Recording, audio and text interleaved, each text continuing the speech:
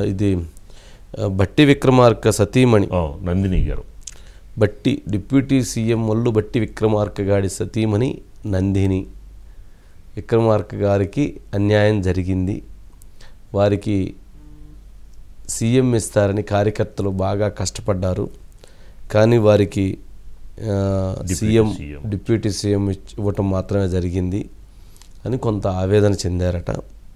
అదేవిధంగా కొంతమంది parachute leaders, అంటే ఇప్పుడు వచ్చినటువంటి వాళ్ళు ఎక్కువగా పరిగెడుతూ ఉన్నారు.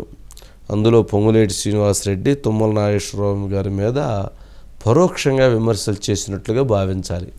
కాంగ్రెస్ పార్టీలో ఏదైతే ఉండకూడదో, ఏదైతే జరగకూడదో, ఏదైతే ఇది ఇలా రాకూడదు అని అనుకుంటారో అవి మొదలైనవి అనేటువంటి విమర్శలు జరుగుతూ ఉన్నాయి. సరే, వారు కొత్త రాజకీయ పరిజ్ఞానం ఉన్నటువంటి వారు అనుకుంటారు, రాజకీయంగా కొంత యాక్టివ్గానే ఉంటారు వారు. మరి వారు అలా ఎందుకు మాట్లాడారు అనేటువంటి దాని మీద క్లారిటీ లేదు. అప్పుడు బయట ఉందండి, ఒకసారి బయట ప్లే చేయండి. బయట మేము బట్టి విక్రమార్క గారికి సీఎం చేయాల్సిందే. బట్టి విక్రమార్క ఒక నాయకుడు, కమిట్మెంట్ ఉన్న నాయకుడు, విజన్ ఉన్న నాయకుడు, అన్ని రకాలుగా అనుభవం ఉన్న నాయకుడు ఇలా సీఎం అయితే మన మధిర నియోజకవర్గం కాక మన ఖమ్మం జిల్లా ఒకటే కాక యావత్ తెలంగాణ కూడా బాగుపడుతుంది, పేద ప్రజల జీవితాలు మారిపోతే అన్న ఉద్దేశంతో అందరి నడుము బిగించి గట్టిగా రాత్రి పగలు పని చేశారు. ఏది జరిగినా మన మంచి కోసం ఉంది, ఇది కూడా మనకు వచ్చింది, మనం సంతోషంగా దాన్ని యాక్సెప్ట్ చేసాము. Let us accept the fact. ఇక మనం రెబల్ చేయలేము, దానికి ఎదురు తిరగలేము. ఉన్నదాన్ని మనం సంతోషంగా దాన్ని మనం స్వీకరించడమే బెటర్ అని అనిపించింది ఆ టైంలో. అంటే వారేం కాంట్రవర్సీగా మాట్లాడలేదు, ఎక్స్పెక్ట్ చేసాము, బట్ అది రాలేదు. బట్ ఇప్పుడైతే మేము ఉన్నంత వరకు కష్టపడి పనిచేస్తాము, దీని తృప్తిగానే పనిచేస్తూ ఉన్నారు. దీంట్లో అయితే అక్కడ కాంట్రవర్సీ బయటలేదు. బట్ ఎస్ గారు, వంశీ గారు ఏమండి, ఏంటి నందిని గారి కామెంట్స్ ఏంటి, ఇదేనా ఇంకేమైనా ఉన్నాయా కామెంట్స్? వంశీ గారు, నందిని గారు దీనికి సంబంధించి ఫస్ట్ క్వశ్చన్ అడిగినప్పుడు కాంగ్రెస్ పార్టీలో బట్టి సీఎం చేయాల్సింది కదా అన్నప్పుడు చేయాల్సిందే అని అన్నారు వంశీ గారు. కాంగ్రెస్ పార్టీలో బట్టిని సీఎం చేయాల్సిందే, సీఎం అయ్యి అంటే ఇక్కడ ఒక చిన్న విషయం కూడా ఉంది వంశీ గారు. ఒకటేంటంటే నందిని గారు బై బర్త్ తెలుగు కాదు, కొంత గ్రామటికల్గా కూడా అటు ఇటుగా ఉంటాయి. కాబట్టి చేయాల్సిందే అనేది అన్నారా లేదంటే చేయాల్సిందే అని డిమాండ్ చేశారా అనేది ఒక చిన్న కన్ఫ్యూజన్ వంశీ గారు. అయితే చేయాల్సిందే చేసి ఉంటే ఒక మధిర నియోజకవర్గం కాదు, ఖమ్మం జిల్లా కాదు, లేదంటే మొత్తం తెలంగాణ మొత్తం కూడా బాగుపడుతుంది. ఆయన విజన్ ఉన్న నాయకుడు, ఇవన్నీ కూడా చాలా కష్టపడ్డాడు. రాత్రింబగళ్ళు 10 ఏళ్ల పార్టీని గెలిపడానికి మేము చాలా కష్టపడ్డాము, ఇవన్నీ కూడా మాట్లాడారు వంశీ గారు.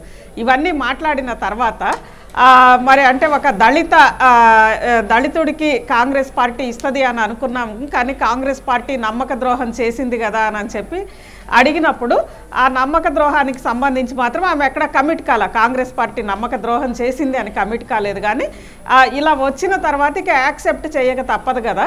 అసలు బట్టి ముఖ్యమంత్రి అవుతారు అని మేము టీవీల ముందు కూర్చొని ఉన్నాము, కానీ ఆయన డిప్యూటీ సీఎం అని అన్నప్పుడు నేనే కాదు మా వాళ్ళందరూ కూడా ఒక ఫ్రీజ్ అయిపోయాం. అంటే మొత్తం ఒక్క క్షణం ప్రపంచం అంతా స్తంభించినట్లు అనిపించింది. అయినా కానీ తర్వాత కొంచెం ఓవర్కమ్ అయిపోయి సరే ఇక డిప్యూటీ సీఎం అయినాక మనం విన్నాం రెబల్ చేయలేము, ఇక్కడ ఉండి పని చేయాల్సిందే, కాబట్టి పని చేస్తాము అని చెప్పారు వంశీ గారు. అది ఈ 2 అంశాలు. దీనికి తోడు రేపు ఖమ్మం ఎంపీగా వైనాట్ అని అంటున్నారు నందిని గారు, వంశీ గారు. ప్రజలు కోరుకుంటున్నారు కాబట్టి, ఖచ్చితంగా ప్రజలు కోరుకుంటున్నారు కాబట్టి వైనాట్ ఇక్కడ అందరూ కోరుకుంటున్నారు. ఎంపీగా పోటీ చేయాలనే ఆకాంక్షను అయితే ఆమె వ్యక్తం చేశారు. దాంతోపాటు పొంగులేటి, తుమ్మల ఇలాంటి వాళ్ళందరికీ మేమే ఎమ్మెల్యే టికెట్లు ఇచ్చి కాంగ్రెస్ పార్టీ ఎమ్మెల్యే టికెట్లు ఇచ్చి గెలిపించాము, వాళ్ళంతా పారాచూట్ లీడర్స్, వాళ్ళకి మంత్రి పదవులు ఇవ్వడమే ఎక్కువ, సరిపోతుంది అని చెప్పారు వంశీ గారు. వీటికి సంబంధించి మాత్రమే అంటే కొన్ని కాంట్రవర్షియల్ అనుకుంటే కాంట్రవర్షియల్, మరి నందిని గారు కాంగ్రెస్ పార్టీలో ఏ హోదాలో ఉన్నారని అనేది పూర్తిగా క్లారిటీ లేదు. కానీ వారైతే రేపు ఎంపీగా పోటీ చేయాలి అని అనేది కొంత ఆకాంక్ష అయితే ఉన్నట్లుగా తెలుస్తోంది. అదేవిధంగా ఒక మాట చేయాల్సిందే అని అనేది భవిష్యత్తుకు సంబంధించి తప్పేలేదండి పాపం వారికి తెలుగు కూడా బాగా స్పష్టతగా వచ్చేట్లేదు అడిగినప్పుడు చేయాల్సిందే అనేది చేయాల్సింది అనబోయి చేయాల్సిందే అన్నారా అనేది అదొక చిన్న, ఎందుకంటే కొంత తనకి తెలుగులో గ్రామటికల్ ప్రాబ్లం ఉన్నట్లుంది వంశీ గారు. జన్మతః తను మార్వాడి అని అందరు అంటారు. అదే వారు తెలుగు మీద కొంచెం పట్టలేకపోతుంది, మామూలుగా మాట్లాడుంటారు.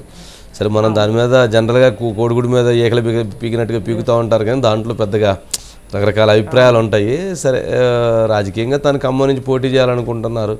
కాంగ్రెస్ పార్టీలో ఉన్నారు కాబట్టి, వర్కింగ్ ప్రెసిడెంట్గా పనిచేశారు కాబట్టి అనుకోవచ్చు. సరే చూద్దాం.